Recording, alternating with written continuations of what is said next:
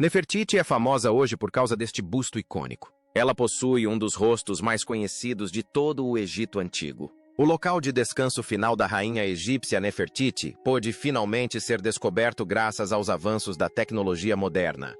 Por mais de um século, a beleza da rainha Nefertiti tem sido celebrada como um símbolo duradouro do Antigo Egito. Seu busto impecável, repousando silenciosamente atrás de um vidro, tem sido visto como uma porta de entrada para uma era de ouro de mais de 3.000 anos atrás. Mas agora, uma tomografia computadorizada revelou uma verdade surpreendente, revelando vestígios de violência, de traição, como se por trás daquela beleza imutável se escondesse uma cena que nunca deveria ter sido vista.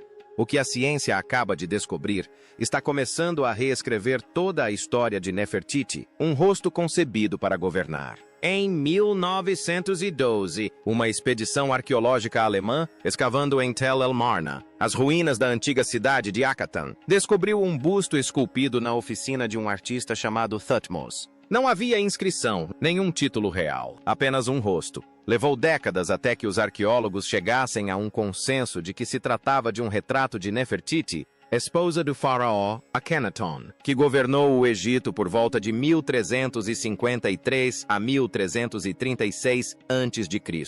O busto foi transportado para Berlim e exposto no Museu Neues, onde rapidamente se tornou um dos artefatos mais reconhecidos do mundo. Mas quando uma equipe de pesquisa do Instituto Alemão de Ciências da Imagem decidiu examinar a escultura usando tomografia computadorizada, o nariz era mais proeminente. As bochechas apresentavam linhas tênues. Os olhos não eram perfeitamente simétricos. Este era o rosto de uma pessoa real, marcado pela idade e pelo tempo, sem disfarces. A camada externa havia sido cuidadosamente construída com gesso, alisada e remodelada para criar uma aparência mais jovem e perfeitamente equilibrada. Thutmose não havia simplesmente esculpido um retrato. Ele havia alterado a realidade. A pergunta que surgiu imediatamente foi: por quê? Para entender isso, é necessário considerar o contexto em que a escultura foi criada. O marido de Akhenaton Nefertiti realizou um ato sem precedentes na história egípcia. Ele desmantelou todo o sistema tradicional de culto politeísta, fechou templos, retirou o poder do sacerdócio e declarou devoção a uma única divindade, o deus Dés, o disco solar. Foi a transformação religiosa mais radical do Antigo Egito. Dentro dessa revolução, Nefertiti não era apenas uma rainha, ela se tornou a figura pública da nova ideologia. Relevos e pinturas murais a retratam ao lado de Akhenaton em cenas rituais e, em alguns casos, aparecendo sozinha em poses tradicionalmente reservadas aos reis, derrotando inimigos. Um papel que nenhuma rainha egípcia jamais havia assumido antes. Nesse contexto, o busto não era simplesmente uma obra de arte, era um instrumento de comunicação. O rosto impecável e sereno, intocado pela idade ou instabilidade, representava exatamente a imagem de um regime frágil que precisava ser projetada. Não Nefertiti como ela realmente era, mas Nefertiti como precisava parecer. O fato de o busto ter sido encontrado na oficina de um escultor, e não em um templo ou túmulo, reforça a ideia de que ele funcionava como um protótipo, um modelo de referência usado para reproduzir imagens padronizadas em todo o império. Um rosto concebido para replicação, distribuição e crença. O rosto que o mundo vê hoje não é o rosto verdadeiro de Nefertiti. É uma versão refinada e idealizada, criada para servir a um propósito político específico.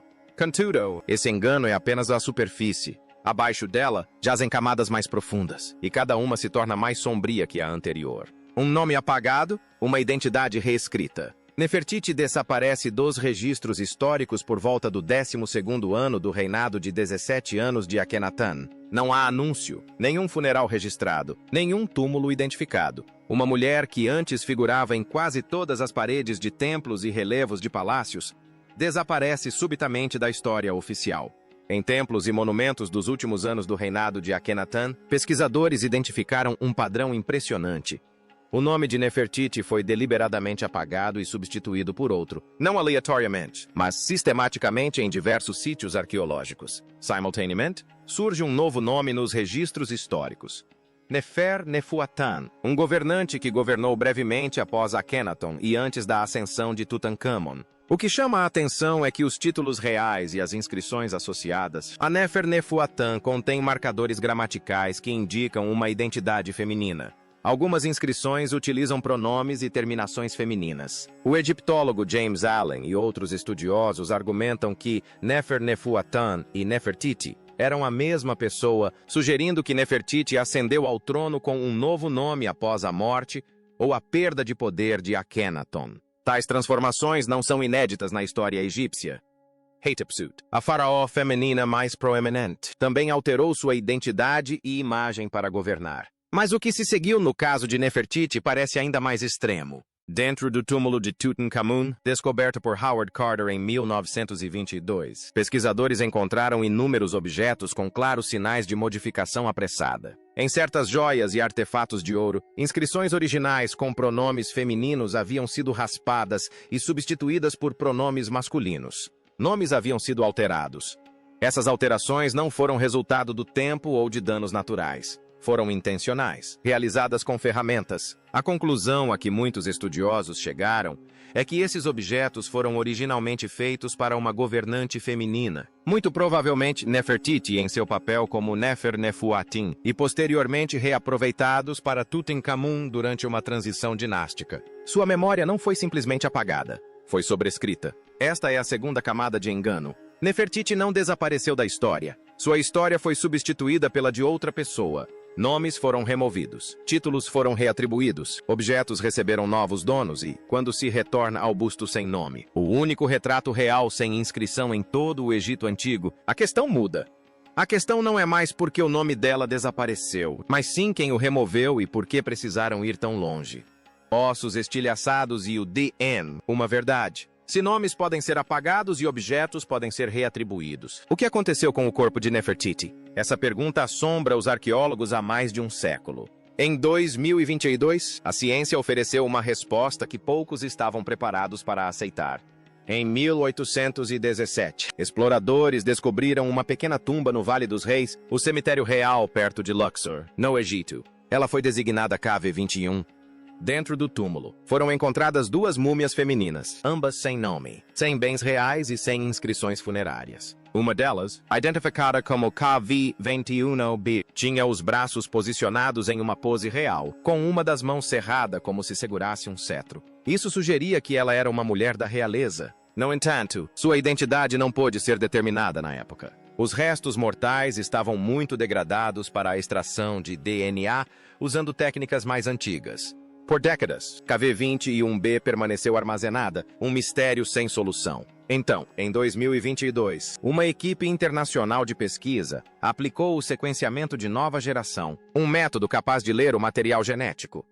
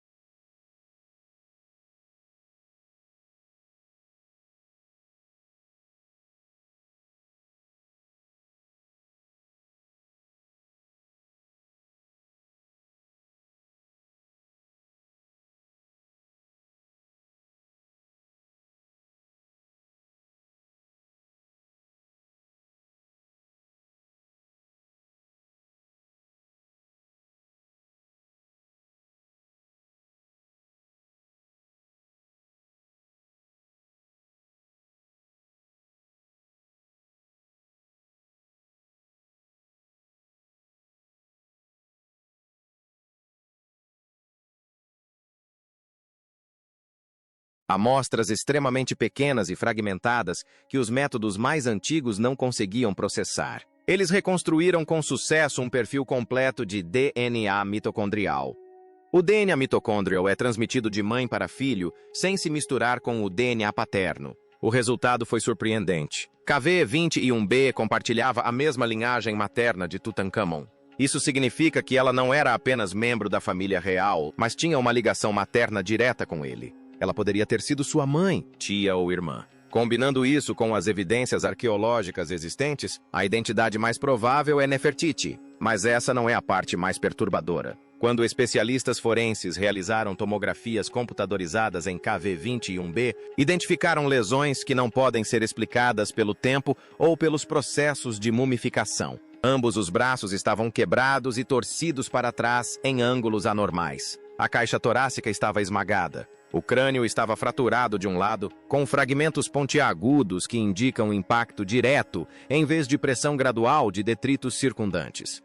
A doutora Sahar Salam, renomada especialista forense da Universidade do Cairo, especializada em análise de múmias, concluiu que essas lesões ocorreram por volta da época da morte. Esta era uma mulher da realeza de alta posição no Antigo Egito, sepultada sem nome em um túmulo modesto que não condiz com seu status, apresentando claros sinais de trauma violento em seu esqueleto. Não foi um acidente, nem uma doença, foi violência. E o busto exposto em Berlim, o rosto impecável e sereno sem nome, foi criado sob o mesmo sistema de poder capaz de produzir tal fim.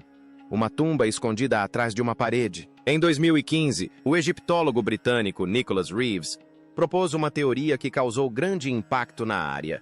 A tumba de Nefertiti pode estar escondida atrás de uma parede dentro da câmara funerária mais famosa do mundo. A tumba de Tutankhamon, conhecida como KV62. Reeves não chegou a essa ideia por mera especulação. Ele realizou uma análise detalhada de digitalizações de altíssima resolução das paredes da câmara funerária, produzidas em 2014 pela empresa Factum Art. Nessas imagens, ele identificou tênues padrões lineares e contornos sutis nas paredes norte e oeste que não se alinham com a estrutura natural do calcário. Eles se assemelham a portas seladas que foram rebocadas e pintadas. Seu argumento é sustentado por diversas anomalias. O túmulo KV62 é incomumente pequeno para um faraó. Seu layout não segue o padrão real e há indícios de que foi concluído às pressas. Reeves sugere que o túmulo foi originalmente construído para outra pessoa, provavelmente Nefertiti, e posteriormente reaproveitado para Tutankhamun após sua morte súbita por volta dos 18 ou 19 anos. As câmaras funerárias originais, juntamente com seu ocupante pretendido, podem ter sido seladas atrás das paredes. Em 2016, uma equipe de pesquisa japonesa utilizou radar de penetração no solo. Reeves manteve sua posição. Até hoje, as autoridades egípcias não permitiram nenhuma investigação física direta da parede, o que deixa a questão central sem resposta. Nefertiti estaria repousando a poucos metros dos tesouros de Tutankhamon? A única maneira de saber seria abrir a parede. E é exatamente isso que ninguém tem permissão para fazer. Contudo, independentemente da existência da tumba oculta, as implicações são profundas. Se Nefertiti realmente estiver escondida atrás dessa parede, o ocultamento é quase perfeito.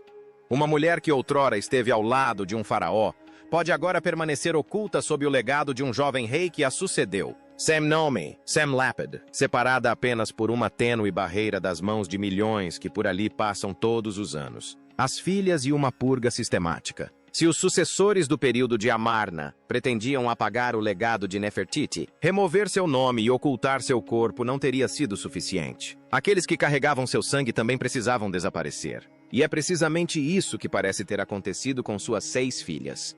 Mirataten, Meketen, Ankhesenpaten, Nefer, Nefuatan, Tasheret, Nefer, Neferura e Setup. Seus nomes apareciam com frequência nas paredes do templo de Amarna durante os primeiros anos do reinado de Akhenaton. Eles eram retratados em cenas familiares, rituais religiosos e procissões reais. Então, após o 12º ano, sua presença nos registros históricos começa a se fragmentar gradualmente. Meketen, a segunda filha, é registrada como tendo falecido por volta do 14º ano do reinado. No túmulo real em Amarna, uma cena na parede mostra seus pais em luto sobre seu corpo. É uma das raras imagens comoventes que sobreviveram desse período. Contudo, a cena contém um detalhe intrigante. Uma ama de leite está próxima, segurando um recém-nascido. No contexto de uma cena com Ares, a presença de um bebê sem explicação em nenhuma inscrição é incomum. Alguns estudiosos sugerem que Mekatin pode ter falecido durante o parto, possivelmente envolvendo uma união familiar próxima, uma prática documentada na família real egípcia. Ankhesenpatan, a terceira filha, é o caso mais amplamente documentado. Após a queda do regime de Amarna, ela reaparece sob o nome de Ankh-Amun e se torna a esposa de Tutankhamon, seu meio-irmão. Essa não foi uma união por escolha, mas um arranjo político para legitimar a sucessão. Após a morte prematura de Tutankhamon, ela escreveu ao rei dos Hititas um poderoso reino na Anatólia, região que hoje corresponde à Turquia, implorando que um de seus filhos se casasse com ela, pois ela se recusava a casar com um de seus próprios criados. Foi um ato de desespero de uma mulher que havia perdido sua última fonte de poder. O príncipe hitita enviado em resposta foi assassinado durante a viagem. Ankh-Amun desaparece dos registros logo depois. Sem túmulo, sem restos mortais. As 4 filhas restantes quase não deixam vestígios além desse período. Não há registros confirmados de suas mortes. Nenhuma múmia foi definitivamente identificada como sendo de alguma delas. Das 6 filhas de uma das mulheres mais poderosas do Egito, a história oficial preserva apenas inscrições fragmentadas. Isso não é coincidência. Quando Horb, o general que ascendeu ao poder após Tutankhamun, iniciou uma campanha para apagar o legado de Amarna, ele não se limitou a remover nomes das paredes dos templos. Ele eliminou aqueles que poderiam reivindicar esse legado. Sem túmulos, não poderia haver culto aos noerários. Sem cultos religiosos, não poderia haver poder político no sistema religioso do Antigo Egito. E sem descendentes reconhecidos, a linhagem de Amarna deixou de existir em termos legais e históricos, mesmo que possa ter continuado biologicamente. Um busto sem nome em Berlim, um possível corpo com ossos quebrados em uma tumba sem identificação. 6 filhas apagadas da história. Isso não foi um acidente. Foi uma campanha. Genética e o preço de uma linhagem divina. Há uma camada final, e esta não foi criada pela intenção humana. Ela está escrita pela própria natureza no DNA da família de Amarna e ajuda a explicar por que toda essa dinastia desmoronou tão rápida e violentamente. Em 2010, um estudo publicado na revista médica Jamba realizou análises genéticas em diversas múmias associadas a Tutankhamon. O objetivo inicial era estabelecer a identidade e os laços familiares, mas as descobertas foram muito além disso.